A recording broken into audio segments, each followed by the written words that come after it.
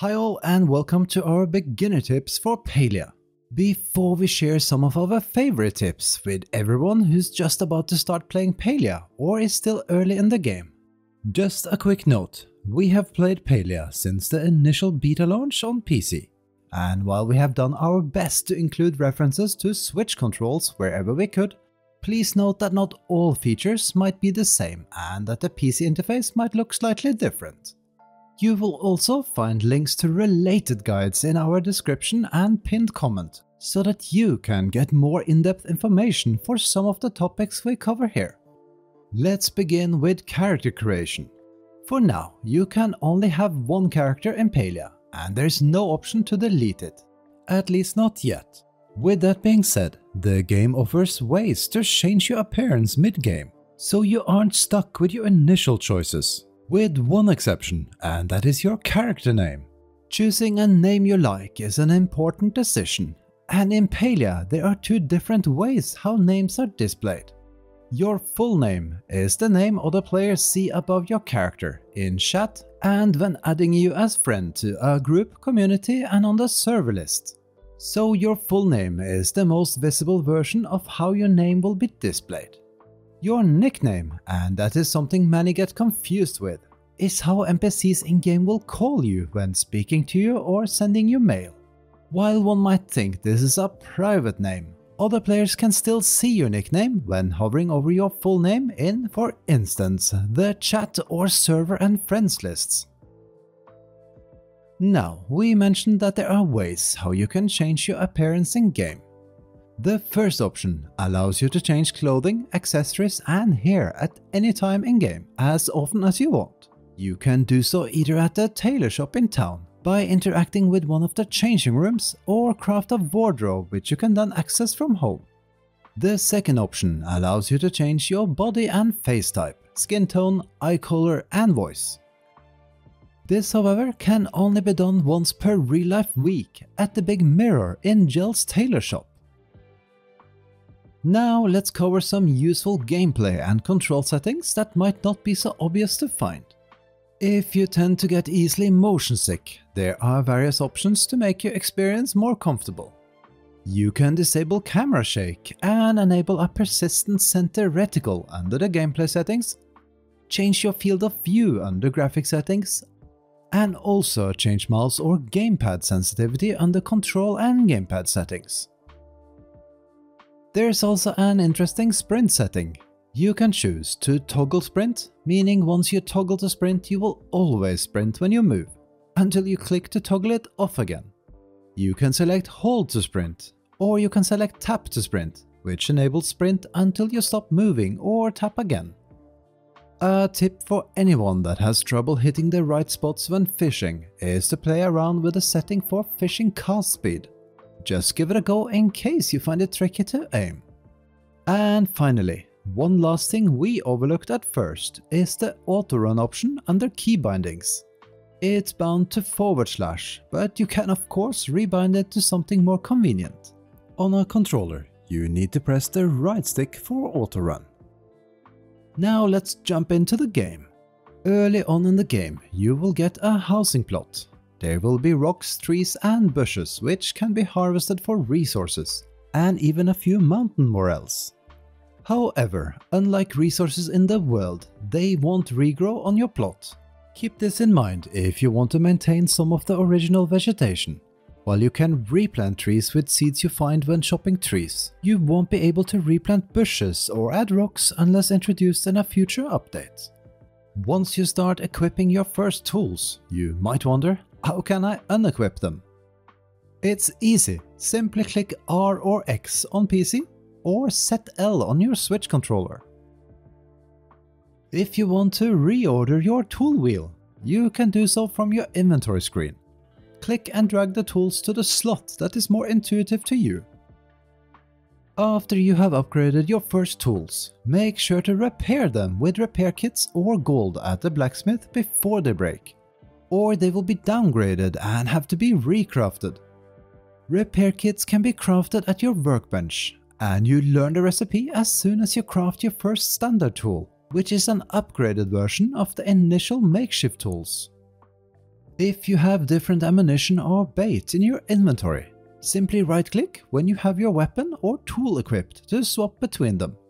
On switch, press X. Do you want to use emotes?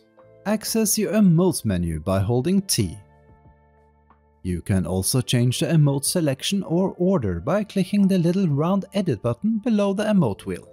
Once on the emote screen, you can then change emotes by clicking and dragging them on your wheel, or from your emotes collection.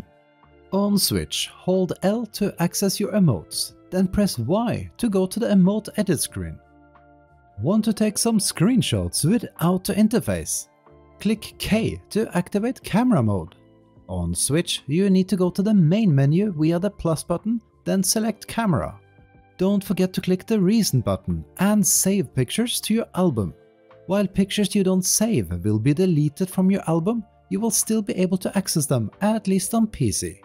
We're not yet sure how or if accessing pictures works as well on the Switch. At least we haven't found any information on it. Let's talk about inventory management. You can move single items by left-clicking on any stack and move the whole stack by right-clicking. To split a stack, shift-click and drag within your own inventory. This does not work if dragging to or from your storage.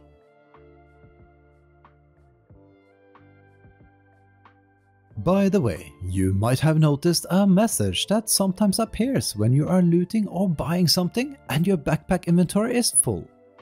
It tells you that items are overflowing and that you need to free up bag space.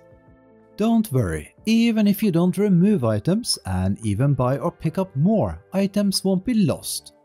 Overflowing items will simply be sent to your storage at home.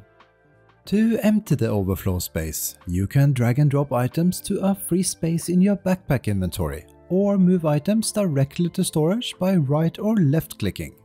On switch, press A to select an item in the overflow, then move the item to a free space in your backpack inventory with your left stick and press A again.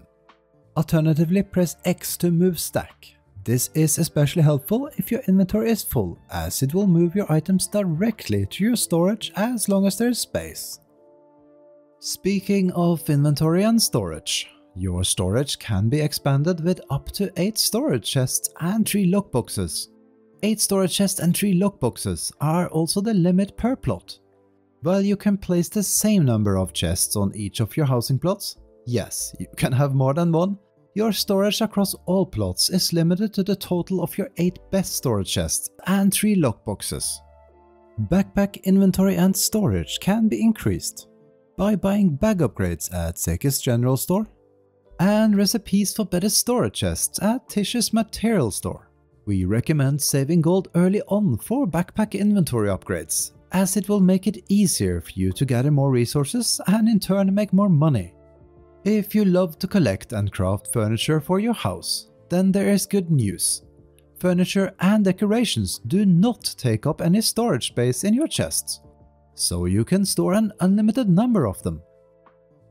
This is a bit of a special setting that you will love or hate. You can define the number of bag rows in the action bar. By default it is all of them, meaning all can be scrolled through on the action bar. For instance, having only one action bar avoids having to scroll through various bag rows to find what you're looking for. There are cons and pros to both approaches, and we still prefer the default setting. There's also a checkbox to stop wrapping the action bar. Normally when you scroll through action bars, it jumps from the last to the first again.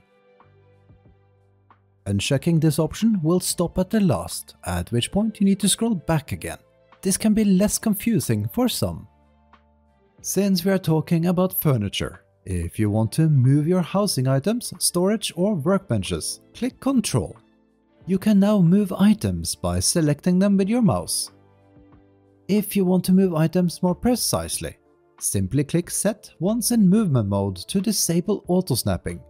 On switch, press your right stick to enter the movement mode, then set R to remove auto-snapping. Keep in mind that Palia allows you to move items and buildings with all content in place. For instance, you can move your starter tent without removing the items you placed inside of it. Or move tables and similar with placed items on top.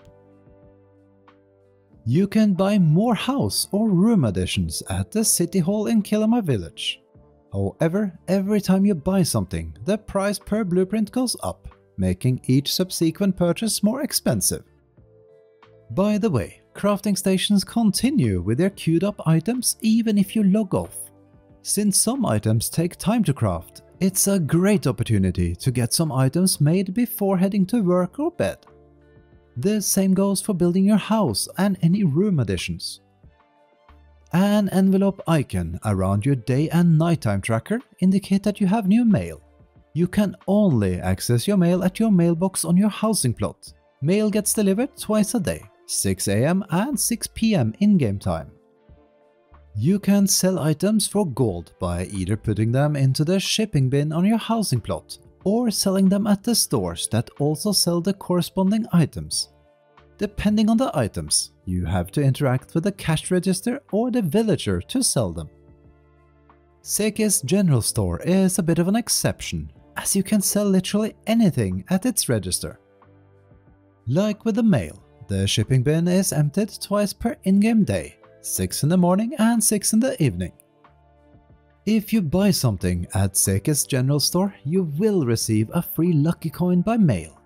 This can be done once per real-life day, and you can literally buy anything at the store for it to work. You can then exchange these lucky coins for a lucky box at Zeki's lucky machine at his general store or at the black market. Opening a lucky box is similar to playing gacha games, meaning you have the chance to get unique housing decor like adorable plushes, but also more boring consumables and resources. Don't miss out though on this daily freebie.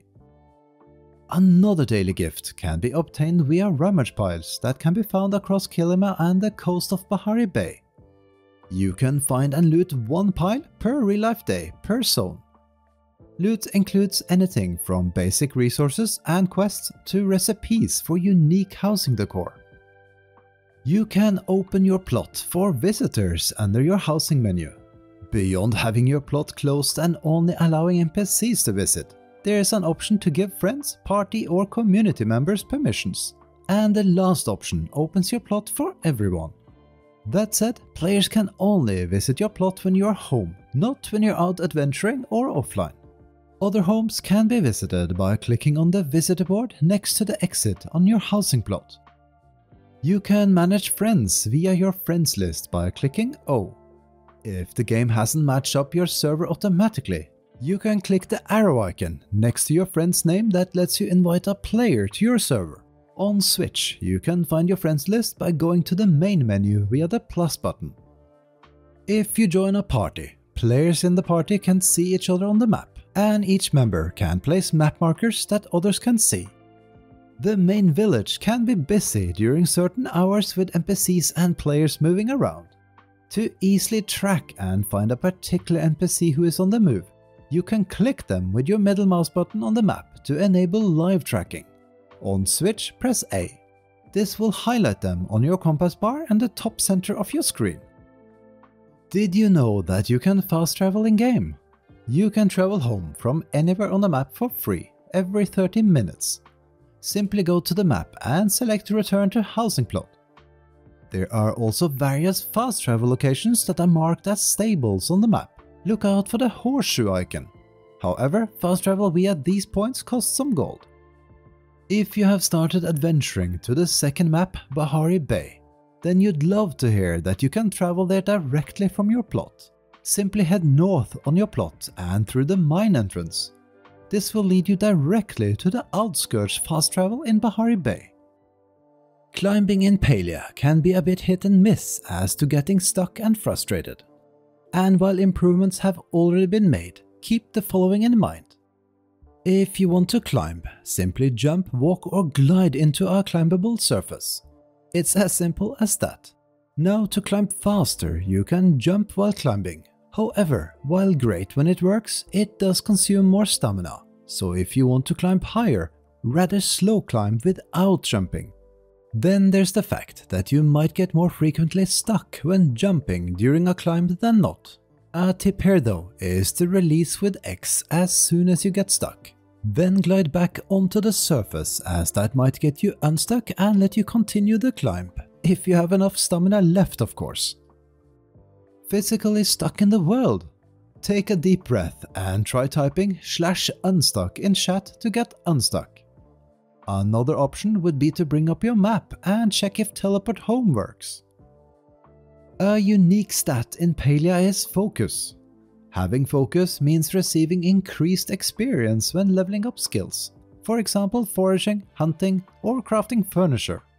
To keep your focus bar topped up, make sure to eat food that displays the little pink arrow in its icon. The better the food, the more focus you gain. Another unique stat is Renown. Renown is used to expand your housing plot and to buy some house customizations.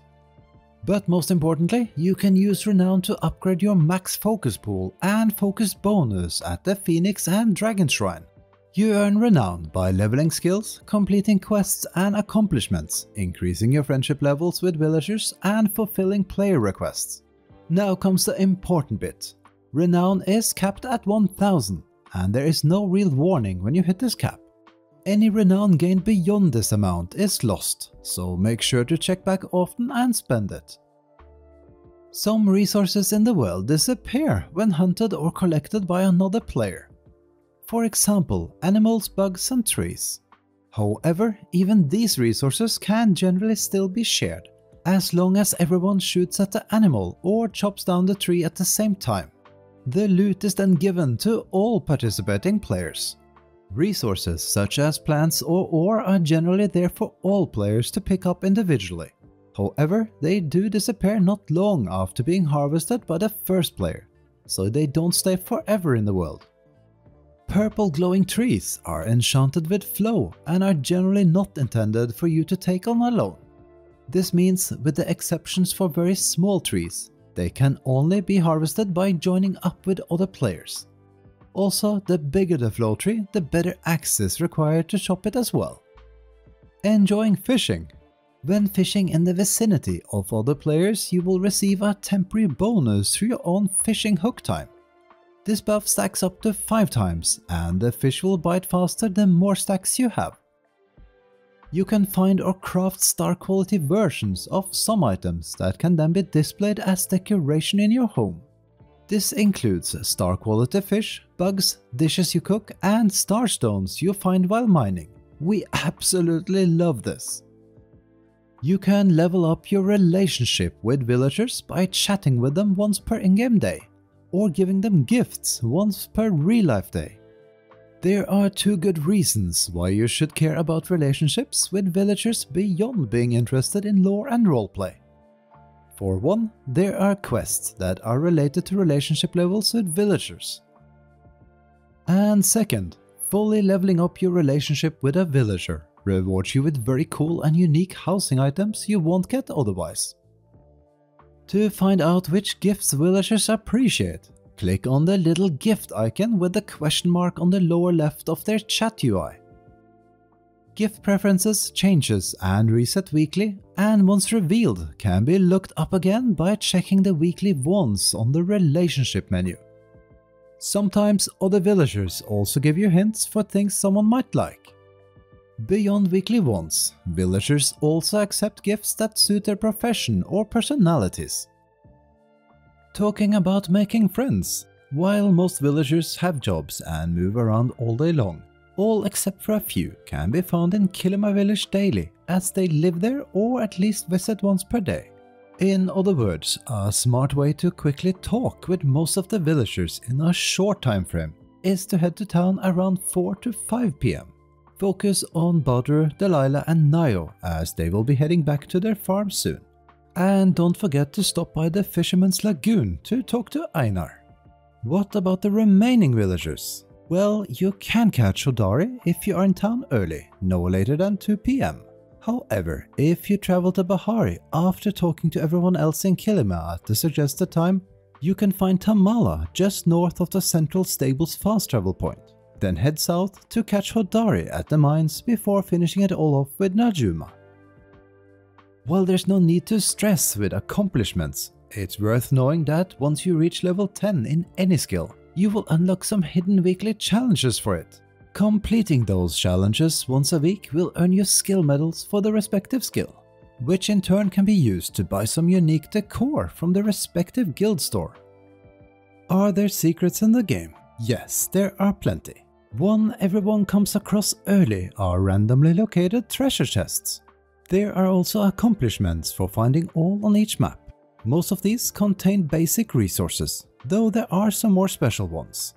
You will also receive the chest itself for decoration. We suggest storing them all for later. And don't worry about storage space, as mentioned, deco doesn't count. On your adventures, you will see other players running around with cats following them. Sadly, there are no free pets in game yet. Those cats are all linked to spending real money for cosmetics in the game. In other words, they can only be unlocked through the premium store as cosmetic items. And that's all for our favorite starter tips. We hope you found one or more of our tips useful. If you'd like to see more guides and tips from us, please don't forget to leave a comment, give us a thumbs up and subscribe.